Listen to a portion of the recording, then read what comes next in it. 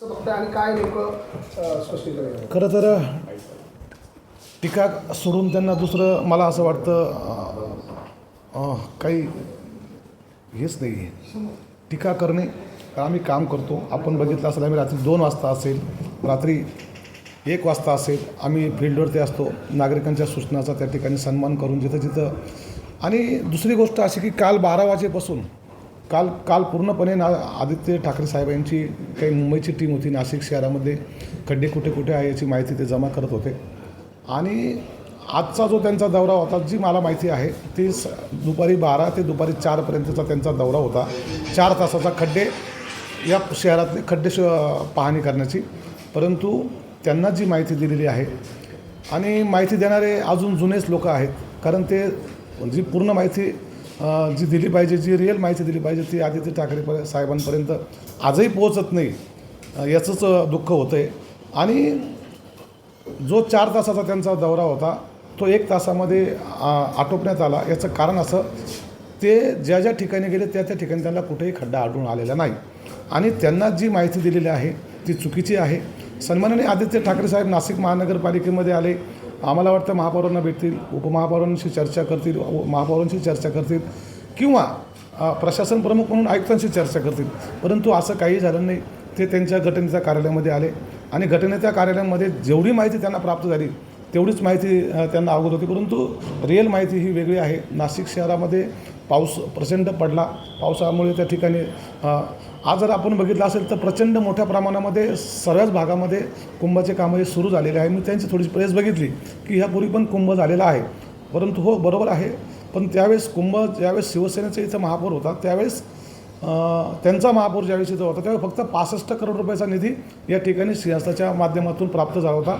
आणि आत्ता जो निधी प्राप्त झाला आहे तो 32,000 करोड रुपयाचा निधीचे प्राप्त होऊन त्याचे कामं तुम्हाला प्रत्येक ठिकाणी ग्रामीण भागात रिंग रोड असेल किंवा रेल्वे स्टेशन असेल, एअरपोर्ट असेल, रस्ते असेल, ड्रेनेज असेल, स्ट्रॉम वॉटर असेल, तुमचं साधुग्राम असेल, प्रत्येक ठिकाणी तुम्हाला कामं हे दिसत आहेत. आणि नाशिककर सुज्ञ आहेत, नाशिककरांना याची जाणीव आहे.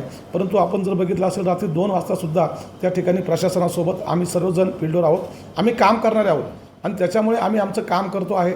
टीका करण्याचं त्यांचं काम आहे, ते करत आहे. परंतु माझी आपल्या माध्यमातून एवढंच सांगणं आहे की साहेब, या ठिकाणी आपल्याला जी कोणी आपल्या लोकांनी जी माहिती दिली आहे ते लोकही जुनेच आहेत आणि ती त्यांना जेवढी माहिती अपेक्षित होती ती त्यांनी तुम्हाला देणं अपेक्षित आहे, जेणेकरून तुम्हाला नाशिक महानगरपालिकेचे नाशिक शहराचा कशा प्रमाणामध्ये एक शाश्वत विकासाच्या दिशेने नाशिक जाते हे आपल्याला समजलं असतं. आणि आम्हाला जरी आपण त्या ठिकाणी भेटले असतात तर आम्हीसुद्धा आपल्याला इत्थंभूत आणि जी खरी माहिती आहे, वस्तुस्थिती आहे ती आपल्यासमोर मांडली असते. पण त्यांचं म्हणणंच ते होतं की त्यांचा दौरा तिथे होता, तिथले तुम्ही खड्डे बुजवले असा त्यांचा आरोप आहे. त्यांच्या दौरा आधीच कळालेला होता आणि म्हणून नाही. मग मला एक सांगायचं आहे, साहेबांचा दौरा, आदित्य साहेबांचा दौरा हा मला असं वाटतं 12 ते 4 होता. मग 1 तासामध्येच का आवरला? 1 तासामध्ये तुमचे खड्डे पाहून झाले का? मग नेमकं खड्डेच बघण्यासाठी साहेबांना आपण या ठिकाणी बोलवलं होतं का? तर मला असं वाटतं आहे की नाशिक शहर हे मोठं शहर आहे. नाशिक रोड भाग आहे, पंचवटी आहे, सातपुर भाग आहे, सिडको आहे, मध्य नाशिक आहे, पश्चिम नाशिक आहे. या ठिकाणीसुद्धा आपण जाऊ शकला असतात. याचा अर्थ मी तुम्हाला सकाळी सांगितलं की जे खड्डे पडलेले होते त्यामध्ये साधारणतः 15,000च्या आसपास खड्डे हे प्रॉपर त्या ठिकाणी बुजवले गेलेले आहे. आणि येणाऱ्या 2 दिवसामध्ये 15 ऑगस्टच्या माननीय मुख्यमंत्री असतील, माननीय या राज्याचे उपमुख्यमंत्री असतील, यांनी सन्मान्य अधिकाऱ्यांना, महापौरांना, आयुक्तांना या ठिकाणी आणि प्रमुख अधिकाऱ्यांना बोलून सक्त त्या ठिकाणी वॉर्निंग देऊन सांगितलं की 15 ऑगस्टच्या आत हे सगळे खड्डे बुजले गेले पाहिजे.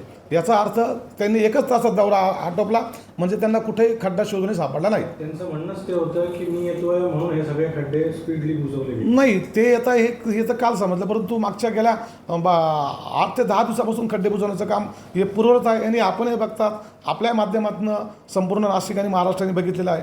त्याच्यामुळं ते येत आहे म्हणून बुजवले तर असं काही नाही आहे. नाशिक महानगरपालिका आणि आम्ही सत्तेत आहोत. नाशिक शहरातील नागरिकांना जे अपेक्षित आहे, रस्ते सुरळीत अपेक्षित आहेत आणि चांगल्या पद्धतीचं काम करण्याची जबाबदारी आमची आहे आणि ते आम्ही करतो आहे. परंतु येणाऱ्या 6 महिन्यामध्ये मी परत आपल्या माध्यमातून आदित्य साहेबांना आमंत्रण देऊ इच्छितो की आपण आता या आणि आता आम्ही आपल्याला नाशिक शहर हे पुढच्या 6 महिन्यामध्ये कसं आहे हे आम्ही स्वतः आपल्याला वाटलं असतं फिरून दाखवू. त्यानंतर ज्यावेळेस कुंभमेळा असेल त्यावेळेस या नाशिकचा चेहरा मोहरा हा बदललेला दिसेल आणि त्यावेळेस सुद्धा सन्माननीय आदित्य साहेबांनी हे यावं असेच आपल्या माध्यमातून त्यांना निमंत्रण देईल. ओके.